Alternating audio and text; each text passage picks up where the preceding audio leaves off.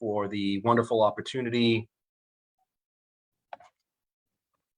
Tēnā koutou. My name is Dr. Jeff Guerin. Just welcome back, everybody who's new. Thank you for joining us. Everybody who's come here before, welcome back. This week, we're going to be talking a little bit more about COVID again. And if you remember, we got all this started by talking about COVID, and it turned out that people liked hearing what we had to say. So we've been doing it every week since, and here we are back to COVID-19. So again, thank you to Ngāti Whātua for this wonderful opportunity to reach so many people. I'm really enjoying my work here, and it's a real privilege to be able to work on some of these public health things in such an important time in the world.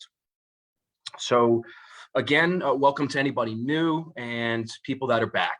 So we're going to do something a bit different this week, and we're going to ask you guys what we want to talk about next week. So next week, all things are up on the table. We'll just consider them as a group here, and I'll talk to some of the admin staff. But if you could just start listing anytime you think of it throughout the presentation. It can be something we've talked about already. It can be something that's always been pressing. It can be something that you always wanted someone to explain to you, or that you wish that there was like a Bill Nye the Science Guy video on or something. We're keen to do anything that you want. So just go ahead and let us know, and we'll talk about that at the end of the video. And let's get started. So I'm gonna just share my screen here.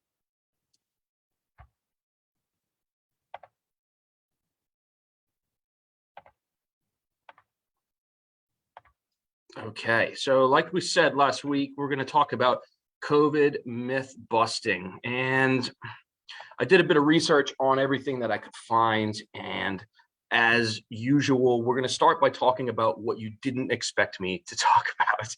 So a pandemic of misinformation is what I think is happening, and a lot of us think that. So first guy we're going to talk about here is this guy named Carl Sagan. I don't know if you guys have heard of this TV show called Cosmos. It's pretty awesome. It's kind of old, and they remade it with someone else recently, who's also one of the greatest sort of scientific minds that we know of. And what this guy Carl Sagan said was that it counts not what sounds plausible, not what we would like to believe, not what one or two witnesses claim, but only what is supported by hard evidence, rigorously and skeptically examined.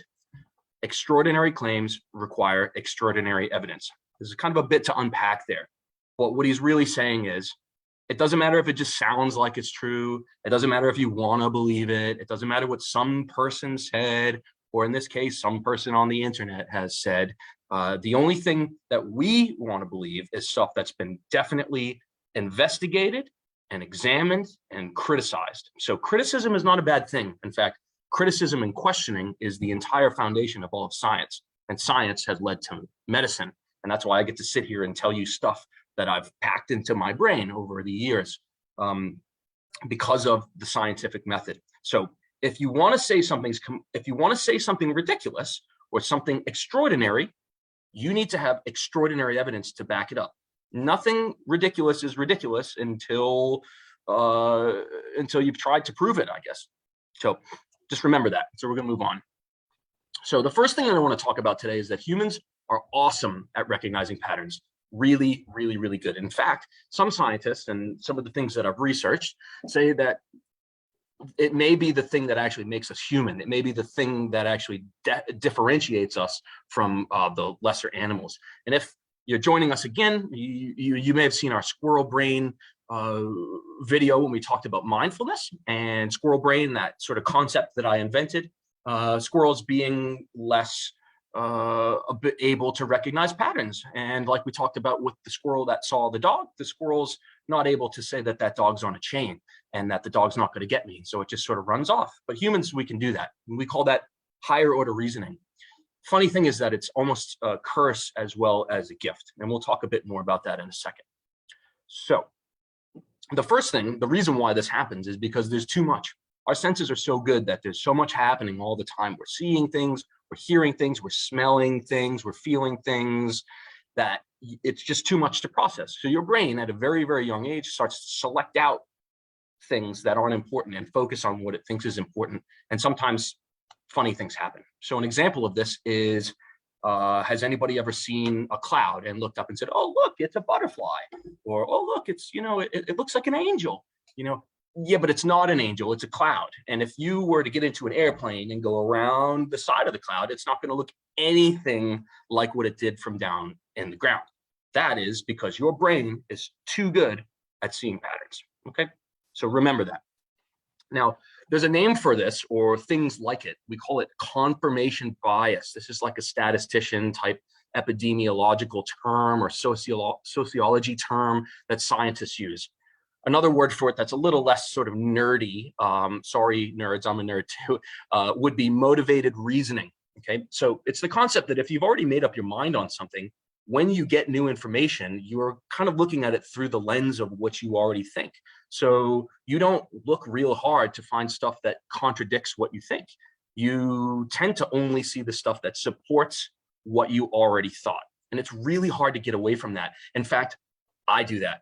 You do that. We do that. My 17-month-old son does that. My 8-year-old daughter does that. My wife does that. Everybody you ever know does that.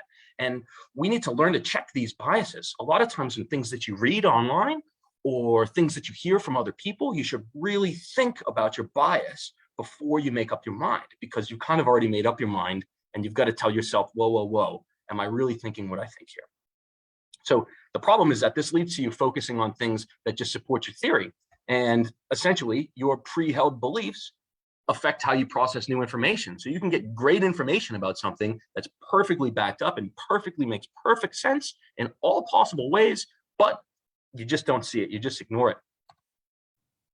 So there's a few different types of this. One would be how you search for information. So an example would be only having online contacts with people that match your views. So clearly we're going to get to this. So if you're an anti-vaxxer, okay, and let's not use that term in that way, okay? If you're somebody who prefers not to vaccinate yourself or your children, okay, and you only have friends who are the same, then you're only going to get answers to things when you look online or things in your news feed that support that idea. So it actually takes a real solid effort to say, wow, I don't know about that. Maybe we should see what someone else has to say. And it's really, really dangerous with social media. So I did sort of joke last week that maybe we would try and I would use my theater background to show you guys how to pretend that you're magnetic with a spoon. I've decided not to do that, okay? You can probably look that up online if you'd like, but I've got a better experiment for you, okay? You can do it right now if you want to. It's pretty quick, all right? What I want you to do is I want you to go onto Google and I want you to type in, are cats better than dogs? And what do you think you're going to find? You're going to find stuff that says cats are way better than dogs. Probably the first 5, 6, 7, maybe as many as you can see, right? Now, if you erase that and you type in, are dogs better than cats? You're going to get dogs are way better and 10 reasons why dogs are better than cats and so on and so forth. Or science has proven that blah, blah, blah, blah, blah. Okay. The point is the way you word the question determines the answer that you get on the internet specifically, but your brain does it too. So remember that. The next thing, biased interpretation. So people who already have an opinion are going to view new information based on their beliefs. We talked about that. And the last one would be biased memory. Selective recall. We tend to remember bad stuff, not good stuff. So you think about an old job you might have had or like an ex-partner or something like that, and you tend to just think about all the things you hated about them or disliked about them or the job or whatever, and not so much the good stuff, but everything's good and bad. So now we're going to talk about ways when you have a discussion. So let's pretend that you have been vaccinated and you're watching this because you want to be able to talk to some of your whānau and convince them because you, like me, think that this is a safe thing that they should do to potentially save their lives, to be honest with you, right? So these are some answers of things that suggest to you that either they don't really know what they're talking about, or maybe they've got some bias going on that is clouding their ability to see things. So a lot of times people that don't want to vaccinate aren't actually like trying to be jerks or like trying to cause problems. Like they actually really think that it's dangerous for them. And I wish that I could convince them, but the science says that people that have fully and completely made up their minds, no, I'm not going to do it, enough that they're going to be making social media posts and things like that, they're not going to change their mind. It's not going to happen.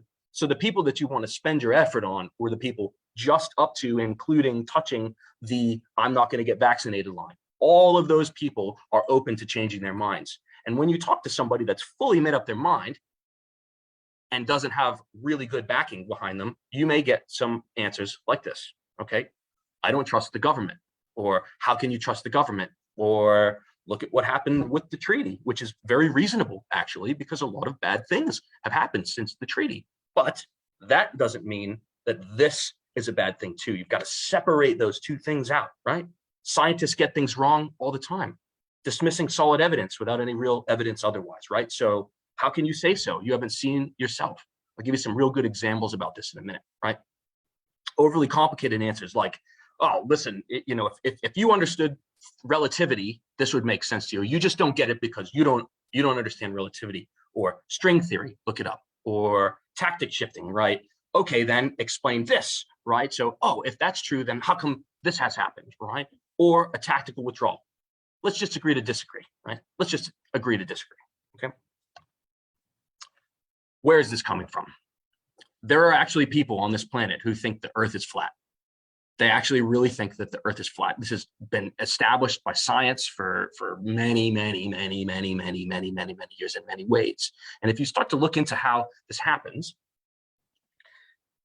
you don't think it's such a funny thing. You start to feel bad because of this bias that we talked about, this cognitive bias, right? So Aristotle at like 400 BC or something, like way back when, don't quote me on that, he said with a telescope, he saw that ships out on the horizon disappeared bottom first. And he hypothesized that the only way that can be possible is if there's going down a hill, right? If the ship's going down a hill. And because the ocean looks flat, the only way that is possible that they can be going down a hill is if the Earth is curved. And it turns out he was right, okay? Some flat earthers will say, well, that's just an optical illusion. And how do you know? Because you weren't there when Aristotle did that, okay? So then you say something like, well, listen, different constellations are visible based on where in the globe you are, okay? I have seen with my own two eyes from the United States, the change, and it's we're literally on the opposite side of the Earth here. And it's kind of weird for me to look up to the sky and see all the constellations that I grew up with, like flipped upside down, and it still hurts my brain. And every time I look at it, I'm like, am I really remembering it the other way? But I'm telling you, they definitely look different, right? A flat earther will say, well, that's just part of the optical illusion and part of the thing to keep you tricked, because otherwise you would think that the Earth was round, flat rather, and that's the big secret. Okay, another one, Apollo 17. Okay, this is the lunar trip, and there's a photo that had the Earth. It's this tiny little blue dot, or the one where it's like coming up over the moon. You can Google this photo as well. Well, it was an artist's rendition, is what they say. They didn't actually go to the moon. We didn't actually go to the moon. That was just something about Russia and the Cold War, and it had to do with this, that, or the other thing. It was faked. Okay. Okay. How about the curved shadow on the face of the moon during a lunar eclipse? Oh, well, you can't. The eyes can deceive you. You even said so yourself, Dr. Jeff, right? You're just seeing a pattern that doesn't really exist. Or what about all the other planets we found that are spherical and rotating based on direct observation from telescopes and from the different landers that we've sent there? Oh, that's an optical illusion. And again, how do you know? Because you didn't launch that ship. My point is that everybody's got an answer when they're so fully fixed in these sort of thoughts, okay? And it's hard to change their minds. But there's lots of people that haven't fully made up their mind. I encourage you all to watch the Netflix documentary called Behind the Curve. It's a really, really, really good documentary. When I first watched it, had a giggle at people and was like, ha, ha, ha, look at these guys who think the Earth is flat, ha, ha, ha. And by the end of it, you understand that it could happen to all of us. And it's kind of sad, actually. It's kind of sad. So be kind, all right? I know it's been plastered all over the news. I know it's been on billboards and stuff, but I really mean it. Now is the most important time, guys, when we're starting to separate into the vaxxers and the non-vaxxers. That's not really what we want to do here. We really just want to benefit the whole community, okay? We're all susceptible to this type of thinking. So we'll just go through a few key points, then we're going to go some questions, okay? Key points. Number one, we've talked about this before. The benefits of vaccination far outweigh the risks. Everything's with a risk, everything in life.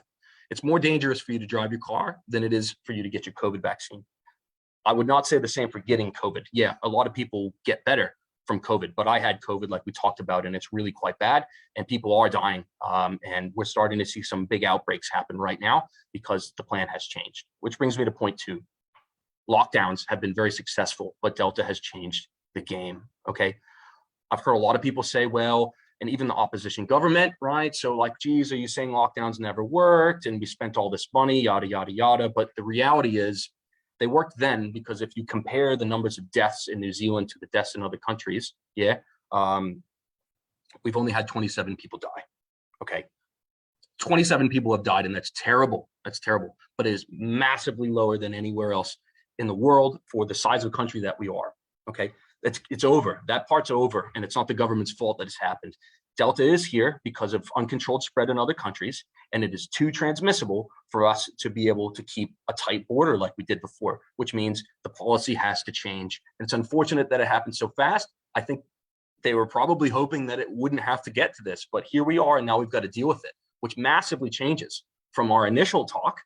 Delta may come. I remember writing about this, right? Delta may come, and you need to be prepared to. It's here now, okay? So the bad things may be starting to happen and may have already happened, okay? It's possible that you're going to be exposed to COVID-19. I take that back. It's likely that you're going to be exposed to COVID-19 at some point, possibly, again, likely more than once. And that may be the only end situation here for this, guys. And I don't mean to be doom and gloom. We talked about squirrel brain. I'm just being rational here, okay? I think it's possible that we're all going to have to be exposed at least once, if not twice or three times, for the pandemic to end, or for us to get back to what we used to call normal, okay? If you get vaccinated, when that happens, if you've been vaccinated before you've been exposed, you are much less likely to die. Otherwise, you're throwing dice, and those odds I don't like. I wouldn't advise that on anybody, okay? COVID-19 is a real health risk, guys, okay? It might not seem so because we did so well and we were so effective here, but nearly 4.8 million people have died of COVID-19. That is nearly the entire population of New Zealand has died globally. That is not normal. We don't normally lose that many people from the flu or whatever. This is not normal. This is definitely from COVID, definitely from COVID. And I would argue, if anything, that those numbers are underreported, because in some countries, they would have a reason to not make it look like so many people have died from COVID, because it suggests that they're doing bad at managing it. So the point is, it's a real thing, guys. People are really dying, and I hope we don't see it happen here, but I think it may be about to happen, okay? The next thing is that medical systems all over the world are at a crisis point, and they're beyond a crisis point. And actually, just a lab test was just shut down because somebody with COVID went through, ended up being positive a few days later. Turns out they were likely symptomatic when they were there, and now it's closed. All the staff has been stood down. What if that happens here and you can't come and see me or Dr. Michael or Dr. Sophie? What if it happens at the hospital and there's nobody at the hospital to go there? It may not be that I get sick. It may be that I am told by the ministry that it's not safe for me to be at work until X, Y, and Z. And that could be somewhere between 3 and 14 days, depending on how high the risk is. So the point is everybody who's not vaccinated is making it more dangerous for you, whether you're vaccinated or not, okay? And lastly, do not take medical information from people who shouldn't be giving it. This includes doctors and nurses that are no longer practicing medicine, doctors and nurses that are under investigation from the medical council, okay, who are not currently practicing medicine, okay? People who are food bloggers or crochet addicts, okay? People that are online blogging, not in an office working, seeing sick people. You've got to trust the advice from people who are qualified to give it, okay? We're going to take a pause and do some questions.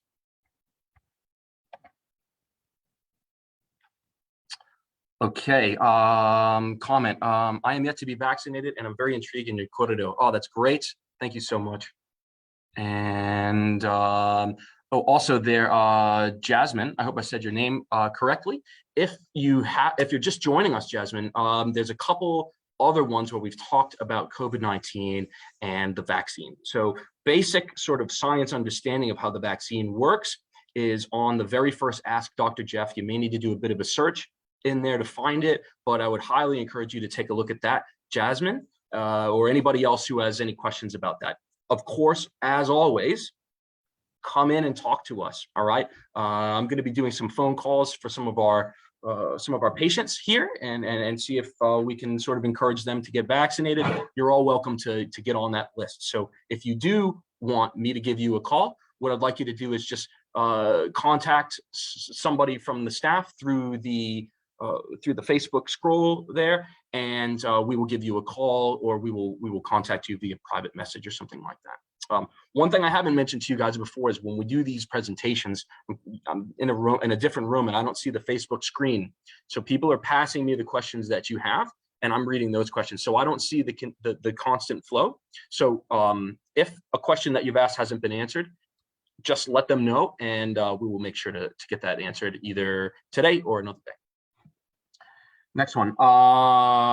Exactly the people that are doing the vaccinations don't even ask questions on your health conditions. Okay, very good.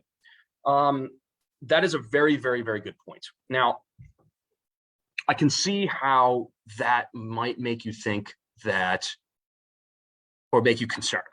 I totally get that, and I'll try and answer that for you right now. We talked about this on the first, pretty sure the first Ask Dr. Jeff that we did. There's only one reason not to get the COVID jab that's been listed by the manufacturer, and it's pretty well understood. Okay, well, technically it would be two. Okay, one would be a known anaphylactic reaction to some component of the vaccine. So the substrate, the liquid portion, it's like glycerol or something. If you think you have an allergy to something in the vaccine, you call me and I'll double check this, but I don't recall the name of it off the top of my head. But an allergy known to that specific thing, which you would know about, don't get the vaccine, but that's probably not any of you guys. The second one would be if you've had an anaphylactic reaction to the first vaccine. So that means if you don't have a known allergy to anything and you've never been vaccinated, go and get your first vaccine. All right. If you've had a problem with the first one, call me and let me know. Now, for example, pharmacy next door has been doing some vaccinations, and they've been doing a lot of them recently. And we just had somebody today that got dizzy. Okay. I told him, and he was fine after that. You know, he got a little pale and a little sweaty, and then he was fine. Right.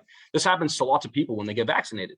And I guess lots would be the wrong term. But nurses who do vaccinations are trained to deal with this. And that's why we make you sit down for any vaccine, because some people just get dizzy and pass out. We don't know why.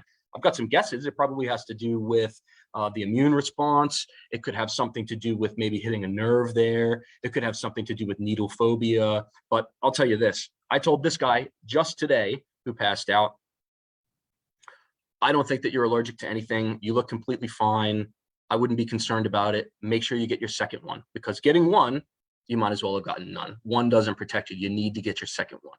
Okay. And I just saw on the news that they're trying to add, they're trying to shorten the window from the 6 weeks to 3 weeks to get your second. So if that makes you eligible and you can go and get your second vaccine and you couldn't yesterday, I say go and get your vaccine, because now's the time, guys. Now is when things are changing. This is different. This is a different time than we'd ever talked before on any of these Ask Dr. Jeffs. Okay. Any other questions coming through? Okay. No other questions. How many? Yeah. Okay. So while I've got you guys here, I'll wait for more questions to come through. But in the meantime, I'm going to review the key points, and then we're going to talk about something that came up in my mailbox. And I was a bit unhappy to see this. Let me just get you.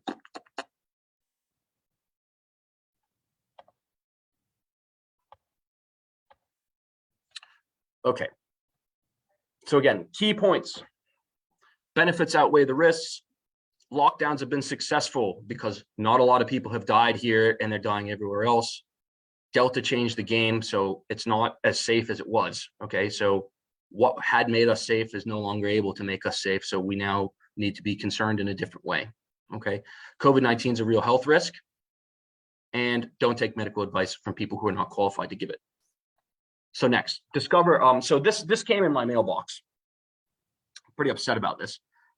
In fact, it actually came in my mailbox during lockdown.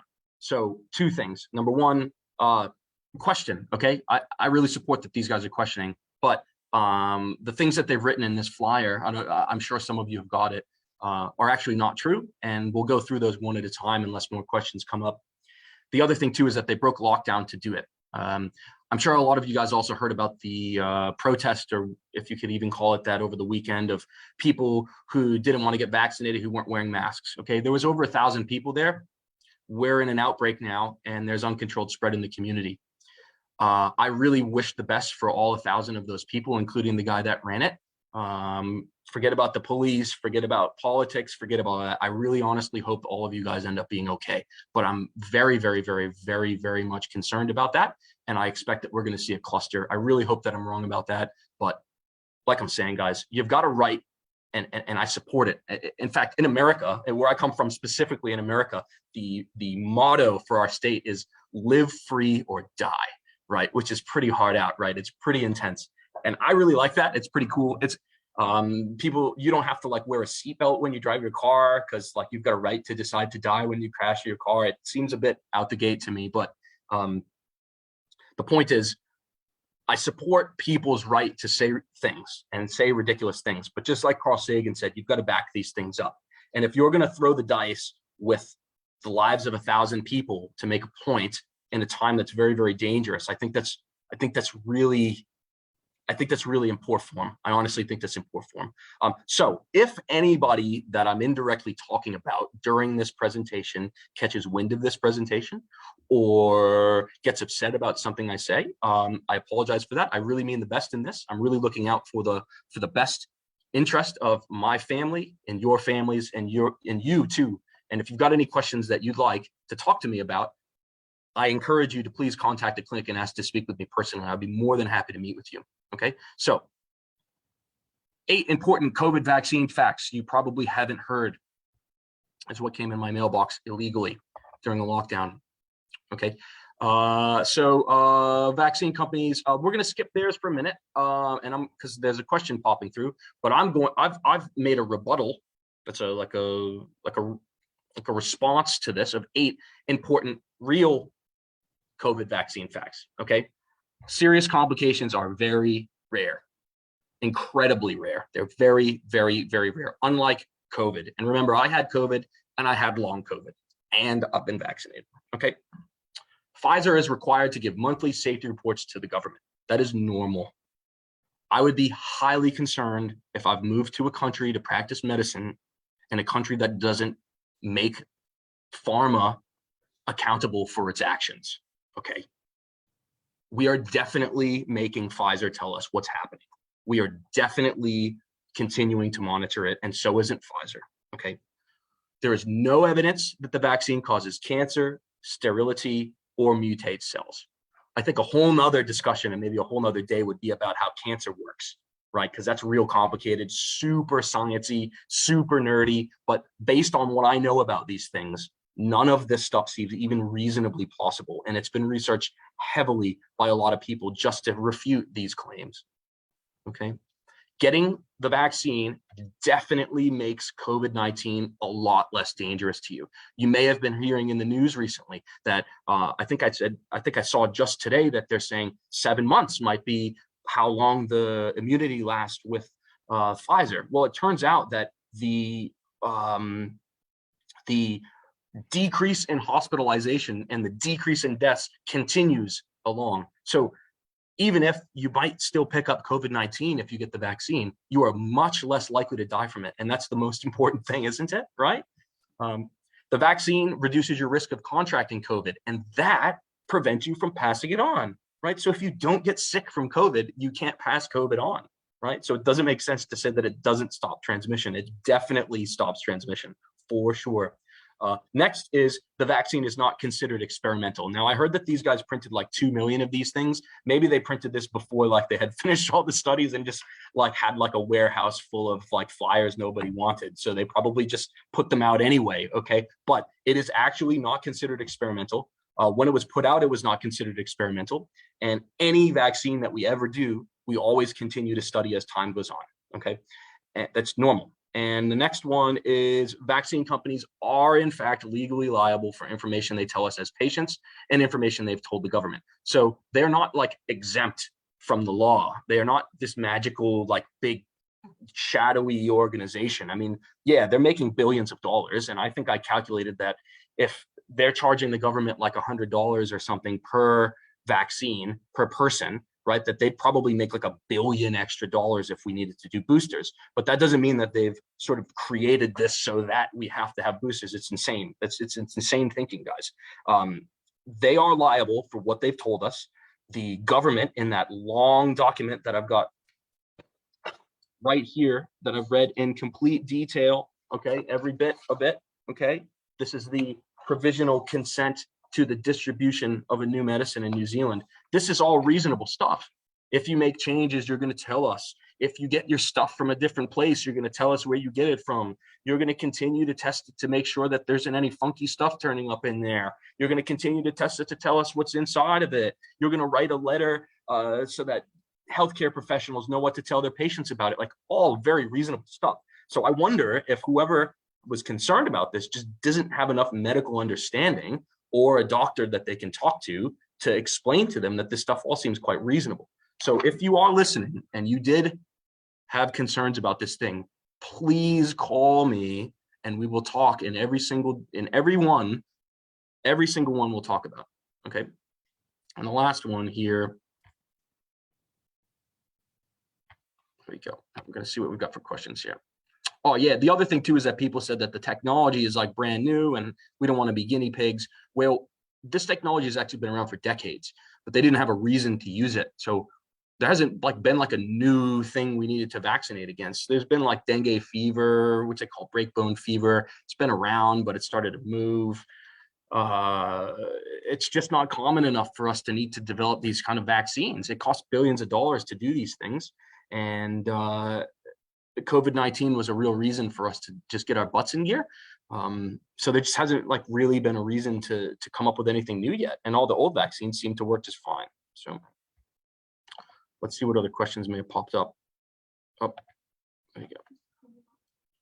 Okay, Jack says, I'm afraid I don't have a question, but you are welcome, Jack. Good guy. What a good guy, Jack. Yeah, and let's see, Jasmine. With regards to the protest, most of those who attended is most likely will not even get tested, so we won't even know if they've contacted it. Yeah, you're right about that, Jasmine. But again, all right, it's like when we talked about, so when I first tried to convince you guys that the vaccine was still safe, even though somebody died, right? What a lot of people wanted, what your scientific brain wants to be like, don't worry about it, right? But listen, someone's died. Okay, someone has lost their life. Their family wasn't able to go to the funeral because it was in level 4 lockdown. All right, tragic. That's a horrible tragedy. And every single person that dies from this pandemic is a horrible tragedy. And we're going to be looking back at this as like the greatest sociology experiment ever, because we'll have all this data about who did what and why and which plan worked. But right now, we're just trying to get through this thing. Okay. Point is, if you haven't read between the lines, is I think some of those people will get sick enough that they'll get hospitalized if that's the case. And I really hope that that's not the case. I really hope that for some magical reason, 1,000 people went to that protest and none of them had COVID-19. But even though, I don't just see COVID patients, there's been tummy bugs going around, there's been cough and flu going around, so more flu-like symptoms going around. So if they don't get COVID, somebody's going to get a tummy bug or something for sure. And that's just what it is. We're going to look back at this and we're going to wish that we could have changed their minds. And that's how I feel about all this generally, guys, is sadness, because I used to get really frustrated with people that don't vaccinate, but now I get upset with my own self that I haven't had the ability to convince them otherwise, or that we live in a society where social media is valued so highly that people trust the opinions of a food blogger or somebody who's written a magazine that isn't in publication anymore, or who used to be a nurse, or who used to be a doctor in the United States, over somebody who's practicing medicine. I do this every day of my life. Dr. Michael's done this every day of his life for longer than me, for longer than me. But we've been doing this for a long time, and we only have your best interest at heart. I am not trying to peddle anything from Pfizer. I mean, honestly, like, I wish we didn't have to rely on them. Like, sorry, Pfizer guy, like, sorry, Mr. Pfizer, like, I wish that we didn't have to rely on you. Like, I don't like that you're making so much money out of this, but thank you for coming up with this solution for us. It may not be perfect. People may be scared, but this is better than nothing.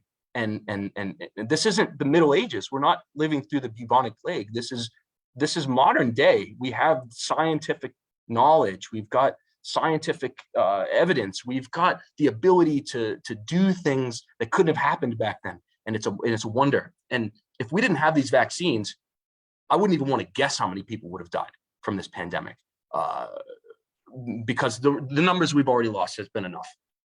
So we'll leave it at that. Let's go back, and I want to just refute some of these guys' claims specifically. Okay. And again, sorry to you if you've written this thing. I can tell you did a lot of work, and sorry I cut your website out. I didn't want to direct my patients to your website. Okay. Okay, the first thing, so number 8, vaccine companies are exempt from all liability. We talked about this, okay? Legal precedent has been set. It essentially means that the government is taking on liability. So it's not that nobody has taken on liability. The government said, listen, we know that you still want to do more, or that normally we would want you to have proven more before we use this. But because it's been used in other places, because the data they've got matches ours, okay, and because our team of experts has decided that it is worth any risk to do this, we're going to do it, and we'll take on the liability if you do all of the following. And that's what's happening. So, oh, sorry, I didn't share. Let me try that again. Yeah. So it's not dicey at all. And in fact, it didn't go from some liability to like no liability. They are still liable for what they've told us, what they've told the government, what the government said they need to do. And a lot of this has to do with business, right? So Pfizer and Johnson & Johnson and Merck and list, they're all in competition with each other, okay? So Pfizer doesn't want to have to release their data, because then it could be leaked. And if it gets leaked, then people know about what they're up to, and they can come up with something alternative. So like back when in the United States, there was this big thing about like organizations from China or something, like trying to like use the internet to steal private documents and things so that they could essentially make products that they hadn't researched by stealing the research from other organizations. This is common. This is big business. We've talked about big oil. We've talked about big food, right? This is big pharma, okay? But it's all big business. These guys are out to make money, not to hurt you, okay? So the government took on the liability instead of Pfizer. So it's not that no one's liable. The government has taken it on. They said, we trust this enough that we'll say that it's okay until, okay? But they've actually finished their studies, and we'll talk about that more in a minute. Okay. Normally, we study things for years and years and years, and we continue to do it, right? They're probably still doing studies on MMR, like almost certainly they still are. That's mumps, measles, rubella, the standard stuff, right? And because the pandemic happened so fast, we didn't have time to wait 10 years to do this. Normally, the way studies are done is you do only really sick people that are going to die anyway, and then you give them the thing to see if they die from what you've given them or if they get any real bad side effects, right? So that's people who have volunteered to test this thing. And if it passes that, then they move to like people who are healthy and don't have the illness and see if they get symptoms. And then they move on to people that are young and otherwise healthy, but have the thing and try the medicine. And then you see what I'm saying? And then they expand it out. And what they did for this is they had to do them all at the same time, you see, because we didn't have the time to do it. They had to speed it up, and that was the only way to speed it up. And some people in the United States, where I trained, remember, would argue that the Food and Drug Administration's sort of rules for how to get drugs out into market were way too complicated and take way too long. So the question is, should it really take that long to approve a medicine? Now, that's a different discussion for another day. That's not for me to answer. But the point is, I think that it's very reasonable that we did what we did. And no, the vaccine companies are not exempt from liability. If they lied to us or they lied to the government, they will be taken to task for it. And if anything bad happens, the government has taken liability on already. So you're protected legally if that really means that much to you. Okay. In addition to this, they did do studies on over 40,000 people. Okay. So plus, on top of that, before we gave anybody vaccines, they vaccinated like the majority of Israel with Pfizer. And it turns out, like I said in the first thing, I think I remember.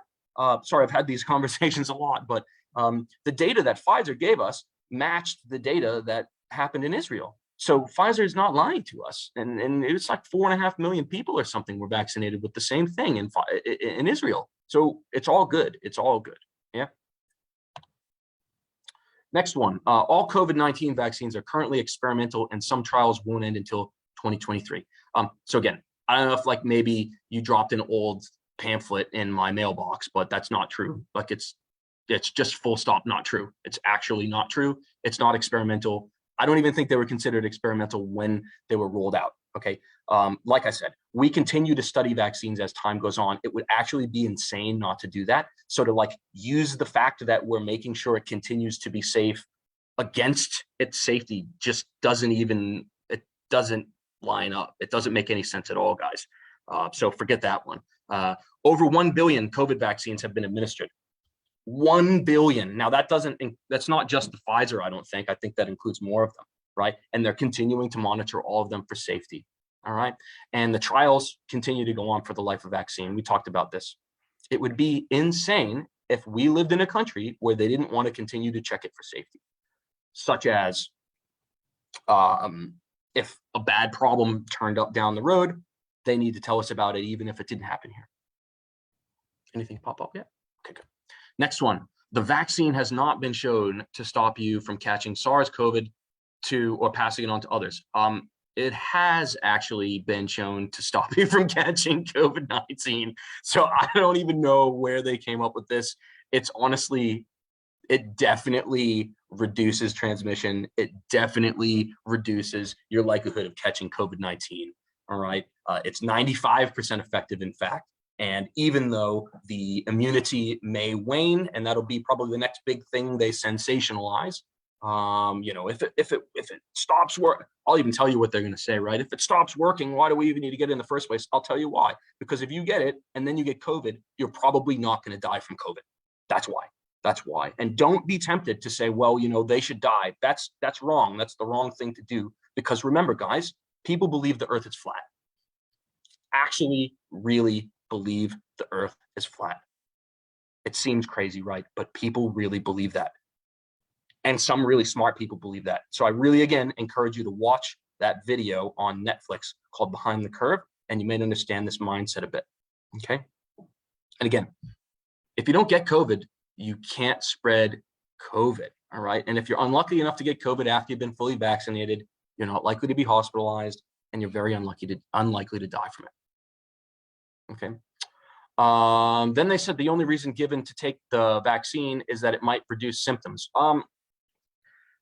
No, the vaccine is 95% effective in preventing you from getting COVID-19. Again, the data given to us from Pfizer matched the data that happened in Israel. Israel vaccinated a whole lot of people with the same thing long before us, okay?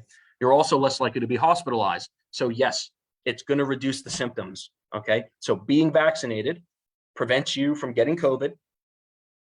And then if you're then able to get COVID, you're less likely to be hospitalized and much less likely to die, which is kind of the goal here, right? So what it means is if the immunity wanes after 7 months, okay, or a year or whatever they say it's going to be, that means that we need to get a booster. And I'm telling you right now, if they're saying that we should get boosters, then you should get a booster for sure. And remember, one shot doesn't cover you.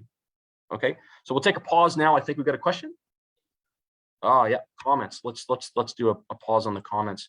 Actually, I'll just keep. Here we go. All right, let's see. Comment from Lisa. Awesome. Oh, you're welcome. You're welcome, Lisa, and thank you. And Michelle, kia ora to you. Thank you so much. Keep up the good work. Oh, is that Michelle from down south. How you doing down there? And that's got to be her, eh? Yeah, good. All right, so we'll get back to these last few.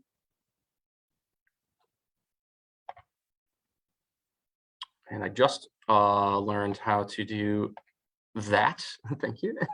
So the next one, animals in prior coronavirus vaccine trials became very sick when exposed to the wild virus. Okay, again, I'm trying very carefully to be gentle here, but I think that they wrote here that they're surprised that animals that were given coronavirus got sick. Either I'm reading that wrong, or they don't understand what they've written, or they've got a big misunderstanding of those studies that they read. Okay, yes, coronaviruses are very dangerous. As we've seen, I'm not surprised to hear that an animal that was exposed to a deadly virus got sick. Another pause here. I really don't like it that we've got to use animal studies. We've talked about this before. I know you guys know my philosophy on this, but we can't inject people with virus to see how sick they get. That was like Tuskegee stuff they did in Nazi Germany, and that's very, very not okay.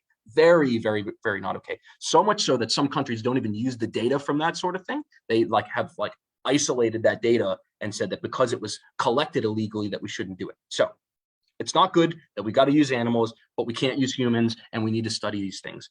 Just today, I was doing a pretty hard dig, and they've been studying coronavirus in bats and animals because it's very common in animals in China for decades, honestly, for decades. And they've been trying to develop vaccines against it for decades, like I said. And they knew that this was going to be a problem, and they anticipated this was going to be a problem, and they anticipated it was going to be bats, and they anticipated it was going to be China. And they told people, including Barack Obama, who said, we need to spend more money on stuff, and they didn't spend more money on preparing for pandemics. And here we are in a pandemic, caught with our pants down. Okay, that is why, because we didn't prepare, that is why we are in the situation we are in now. And we're doing the best we can. So I very much support education. I very much support scientific funding. I very much support discussion. Okay.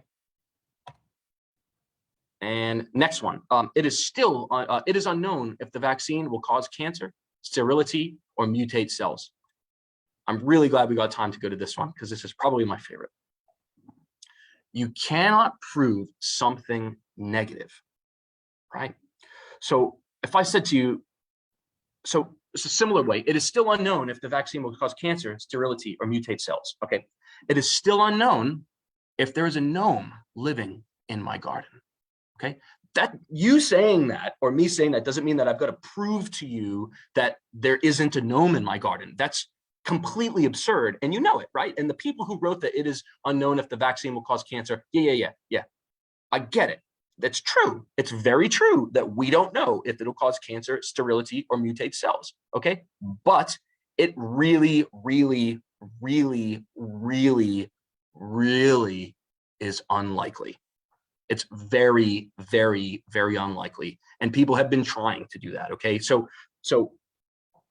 in law, we've got this thing called the burden of proof, right? So the burden of proof, meaning who needs to prove it. The burden of proof on a claim like it is unknown if the vaccine will cause cancer, sterility, or mutate cells is on the person who's made that ridiculous claim. So if I said to you, there is no evidence that gnomes do not live in my garden, first of all, that's a double negative. So I'm saying that gnomes live there. I've got to prove to you that they live there, right? So if they really think it causes cancer, where's the scientist that they talked to that said that it's going to cause cancer? Oh, wait, they don't have a medical license, or they're afraid to say their names because the medical council is going to remove their ability to practice medicine, okay? If there's a real concern about cancer, it will definitely be studied. I'm telling you that Pfizer looked into this. I'm telling you that we've looked into it. If I thought that it would cause cancer, I wouldn't say you should go and get vaccinated. I definitely admit that there may be some unintended consequences, okay? But that's the risk with anything. There may be unintended consequences with me driving home today. My car could crash. That's why we wear seatbelts, okay? The seatbelt is the 53 or 58 things on the 3rd day of February 2021 that the MedSafe required Pfizer to continue to do. And the fact that we're continuing to do studies, okay, there's no evidence it's going to make people sterile. It shouldn't have any relation to that whatsoever. It doesn't cause mutations as far as we can see. And if anything could, it would be like an adulterant that's inside of it. And that's why there's laws about where they get their precursor to make the vaccine. They can't just change where they get their stuff. It's been approved for certain manufacturing facilities, certain chemicals that they need to make and manufacture this, and it's restricted where they can get them from. It's that tightly controlled. So it's way tighter than you would think. Okay. Sterility. Okay. So I went down the rabbit hole on this, guys. Okay. Because talking on bias, I didn't mention this earlier. I realized, okay, that I was looking at all of my information in like, look at these crazy people who think that the vaccine's so bad. Look at how much danger they're doing. Oh my God, right? Even to the point of thinking, well, geez, maybe somebody will get sick and that'll teach them, right? Nah, not okay. That's not the way to think, guys. Okay. But I also realized that I was doing the very same thing that they're doing, right? And not looking in. So I went down the rabbit hole. Okay. I researched the people, I researched the backing, I researched their failed businesses or magazines, I researched where they worked or where they didn't work, or which places have fired them overseas and has a restraining order out against them. There isn't any good evidence that there's bad things happening because of the vaccine, okay? But people seem to think a Twitter message from a pop star, again, I'm not gonna give this person any backing because I don't think that we should care about what this average musician has to say, okay? That's not a doctor. They don't have any reason to say that. They may have had a firsthand experience of someone that they know who knows someone that something happened to, which was probably and highly likely completely unrelated to the vaccine. Like I said, this guy passed out today. A guy at the pharmacy got his vaccine, passed out. Did the vaccine do that to him? Probably not, you know, but I know that the second one's not going to cause any problem. He did just fine. 20 minutes later, just like anybody else, color came back in his face. Thanks, Dr. Jeff. Off you go. See you at 4 p.m. today. So check your sources, okay? Now, one other thing you should know is that viruses actually trick your cells into making little virus bits, and then they reassemble. Maybe that's another story for another day, but the virus itself is probably much more sketchy than the vaccine for it. And so much so that, again, if you're vaccinated before the sketchy virus gets into your body, you are less likely to have bad things happen from the virus. Sorry, that's a duplicate. MedSafe's Pfizer report highlights concerns about genotoxicity and serious autoimmunity. This is the form that I've referred to several times.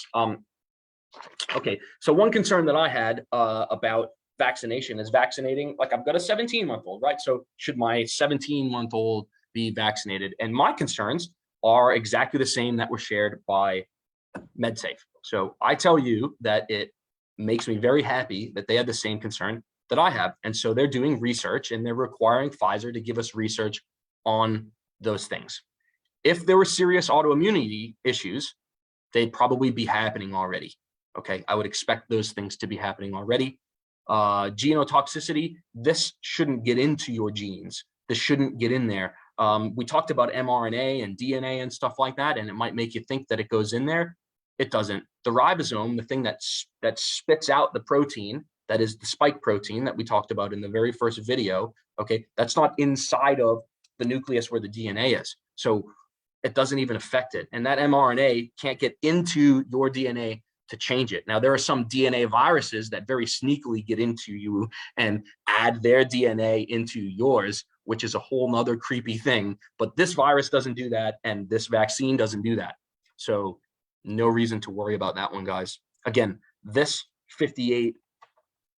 list of 58 things that MedSafe wants Pfizer to do, requires Pfizer by law to do to allow us to use this medicine, is a check and balance. And we don't want to live in a society that doesn't have that. And that's why, again, these people who have put these flyers out have a right to say what they want to say, but don't do it on a lockdown, okay? Don't do that on a lockdown. Don't break the lockdown. You're putting us all at risk. Okay, which is just naughty. Deaths and cases of serious injury are being reported around the world at an alarming rate. Again, you can't prove something negative. Okay, this is not true. Okay, the burden of proof lies on them. So they need to prove that the deaths and serious injury are happening. Oh yeah, but they're hiding that. Okay, what did we talk about before? Okay, I've asked you to show me evidence and you said, oh, well, I can't because like aliens, or like because like, you know, the government conspiracy is hiding it from the, you know, it's the Illuminati. Like it's no, it's not. Okay, it's actually not. All right. People are being vaccinated right next door to me right now. Okay, I've been called over for somebody who's passed out. Probably a normal vaccine reaction to any vaccine, needle phobia, maybe hit a nerve, who knows, but just fine. People are not dying left and right. People are definitely not dying left and right from this. Sterility, again, no evidence of this. There's a great video online. The head of the public health organization, Dr. Jansen, Ōrākei Jansen, is part of a group that is online. Anybody in New Zealand who uses their phone gets like I think it says like Truth Now or like Total Truth or something, but click on that and there's some videos in there about COVID. And that's not, I haven't ever clicked on it because I thought it was one of these sketchy organizations trying to convince me not to get vaccinated, but it turns out that it's actually good information, very good information and pretty well done. So after you've watched all of the Ask Dr. Jeff, go and check that out too. So perfect. Okay, we talked about viruses causing DNA changes, and we also talked about the provisional consent to the distribution of a new medicine. So again, I reviewed this document in detail myself. It all looks very reasonable and has actually given me more faith in our government. And I'm very happy and very privileged, again, to be working for Ngāti Whātua, to be working here at Ōrākei, to be living in New Zealand, and to be soon a permanent resident. I'm really, really happy to be here. Yeah, and I really appreciate everybody who is watching this. And I'm gonna just see if there's any other questions before we wrap up here. Awesome. Okay, so I think that's gonna be it for today, guys. Oh, stop share. Yep, there we go. Awesome. So I think that's gonna be it for today, guys. Again, thank you so much. Did anybody come up with, oh, there you go, Michelle. If you can get a photo of that gnome, that'd be really helpful for argument's sake. And Totoko, that support. Oh, thank you so much. Thank you for your support, guys. Totoko. Did anybody come up with anything that they wanted us to do for next week? Speak now, Michelle, or forever hold your peace.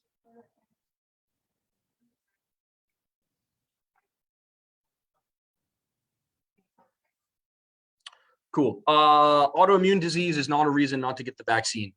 One thing that you should definitely talk to your GP about, I don't know if you're registered with us. If you are, book in, we'll talk about this. But the short story is that sometimes people who are on medicines for autoimmune disease, like steroids or anti-inflammatories or what we call immunologic drugs, which are also based off similar technology that the vaccine was based off of, those drugs can affect your immune response. And so it's not that this virus, it's not that this vaccine would make you sick.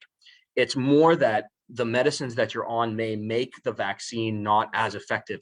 And so one way that they've handled this in the United States is some people need to be like double vaccinated. And they do that with like flu jabs too. So if you've got HIV and you're on medications for HIV, you get 2 flu jabs just to make sure it works. Now, I'm not an expert in that, but I can find out for you. And what about MRSA? MRSA, good. Come in and talk to me about that, and we can try and get rid of that for you. That would be ideal. But MRSA is a resistant bacteria to antibiotics. So it doesn't work against antibiotics. Scratch that, reverse it, right? Antibiotics don't work so well on MRSA, and that makes it very hard to treat, and there's very special antibiotics we need to use for that. But as far as vaccination, no effect whatsoever. If you've got an active wound infection that could be spreadable, and we don't want to do that with MRSA. So again, give me a call if you're registered here. If not, talk to your GP, and probably we dress it up or come up with some sort of way to make sure that you're not exposing anybody else to that nasty bug. Okay, good. Tēnā koutou. Thank you so much, everybody. I really appreciate you all. Looking forward to next week, and we'll let you know what it is probably in the next few days. So the other thing too is, if anybody would like to talk personally about this, please just call the clinic and say that you want to talk to Dr. Jeff about the COVID vaccine, even if you're not enrolled in our clinic, especially if you're one of the people who is running any of those organizations that I mentioned earlier today. I'd appreciate that. And please stop putting things in my mailbox. Have a good day. Thank you, guys.